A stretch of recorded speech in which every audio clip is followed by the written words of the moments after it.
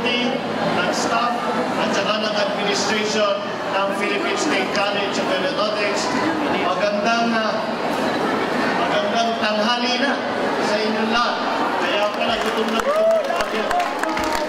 pag-ikot ko dito sa mga booth ninyo, lahat ng nakita ko gusto kong kainin. Bakit kayo ba ginugutom na? Lilipas din yan.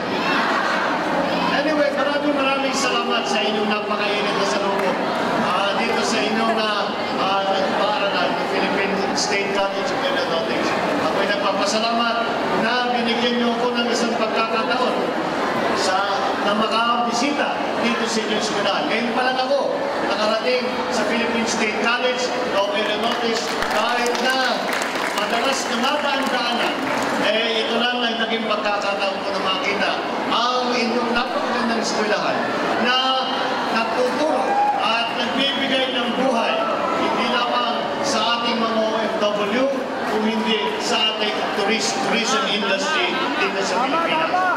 I would also like to congratulate all of those who have put together the booths and the exhibits here today to also celebrate and to highlight the importance of the tourism industry in the Philippines. Alam naman ninyo na tayo ay lalo na yung ating mga madalas nagkakaling sa iba't ibang lugar, ang ating mga piloto na maraming napupuntahan na iba't ibang mga lugar, ay alam naman ninyo kung gaano kaganda ang Pilipinas. Ang gaano kadali.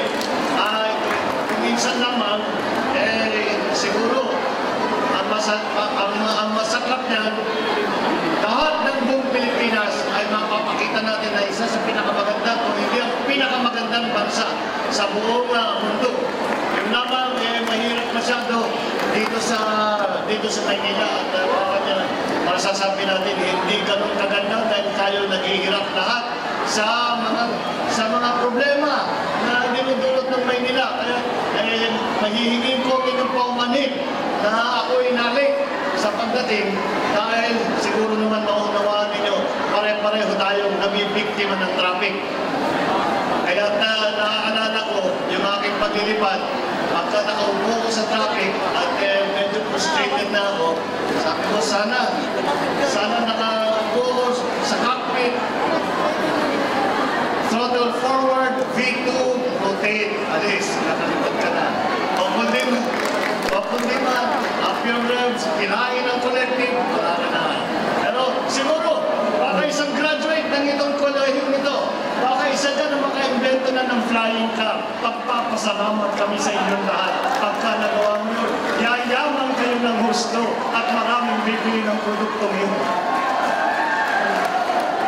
But anyway, ganyan kahalaga, ganyan ka-importante ang inyong pinag-aaralan dito sa eskwelahan ito. Dahil sa pamamaraan, hindi lamang sa teknolohiya, kung hindi sa person-to-person contact na idinudulot lamang ng industriya ng Tingayumpawi, ito ay ating koneksyon sa buong mundo. Marami tayo kinakailangan na dahil sa pagtungo ngayon ng mundo ay ang tinatawag na globalization. Ibig sabihin, ang mga ekonomiya ng bawat bansa, kahit sila'y malalayo, ito ay pinagsasama-sama at pinagkakabit-kabit. At kaya naman, hindi lamang sa tourism industry, kung hindi lahat ng economic activity ay kinakailangan na maging matibay, maganda, efficient, and streamlined ang ating air corridors, ang ating paglilipad, at ang ating mga magagaling na piloto. Kagaya ng aking nabanggit, kaya naman tayo ay kinikilala dahil sa turismo, dahil kayo, mga magiging piloto, kayo, magiging mag-aaral sa aeronautics issues at aeronautics subjects ang siyang magbibigay buhay dyan sa tourism industry. Hindi naman yun. Ang ating aeronautics industry ang nagdadala rin ng OFW natin sa iba't ibang bansa. Na kahit tayo ay nalulungkot na sila ay umaalis at iniiwanan tayo ay kinikilala natin ang kanilang sakripisyo at ang kanilang pagbubuhay ng ating ekonomiya. Kung hindi sa aeronautics industry, hindi mangyayari yun. Kaya malaking bahagi sa ating progreso ang inyong pinag-aaralan, malaking bahagi, malaking kontribusyon sa ating ekonomiya, ang inyong industriya. Kaya mag-aral kayo ng mabuti dahil kailangan na kailangan kayo ng ating lipunan, pagbutihan ninyo ang inyong pag-aaral at ipagmalaki ang bansang Pilipinas kapag kayo ay nakapagyaman. Maraming salamat. Congratulations.